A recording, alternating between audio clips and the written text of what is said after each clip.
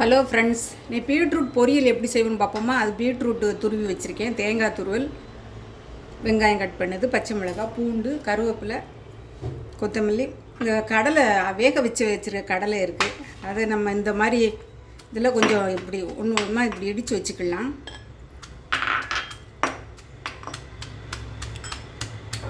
இந்த மாதிரி வேக வச்ச கடலை இந்த மாதிரி ஒன்று ரெண்டுமா இப்படி இடித்து வச்சுக்கலாம்.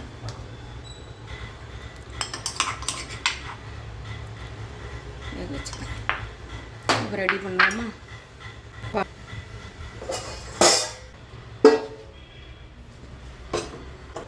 கடுகு, உளுந்து, ஜீரகம், பூண்டு, கட் பண்ண பூண்டு, க்ரீன் சில்லி, ஆனியன், கருவேப்பிலை, கொத்தமல்லி, கறிக்கு குறுகிய பீட்ரூட்டு,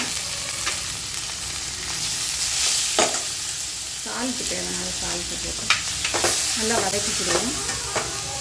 இதில் கொஞ்சமாக தண்ணி ஊற்றி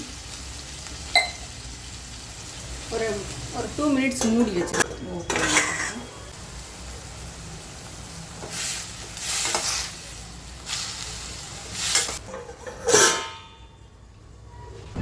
ஓப்பன் பண்ணி பார்ப்போம்.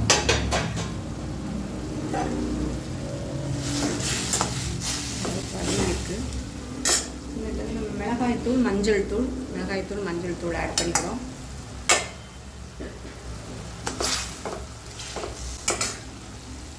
இப்போ வேக வச்ச வேர்க்கடலை கொஞ்சம் ஆட் பண்ணிக்கிறோம்.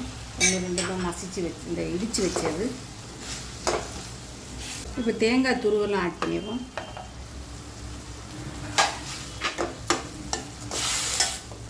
சூப்பராக ரெடி ஆயிடுச்சு. சர்விங் பவுலுக்கு மாற்றிடலாம். கொத்தமல்லி எல்லாம் போட்டு சூப்பரான பீட்ரூட் பொரியல் ரெடி. நீங்கள் ட்ரை பண்ணி பாருங்கள். Thank you friends.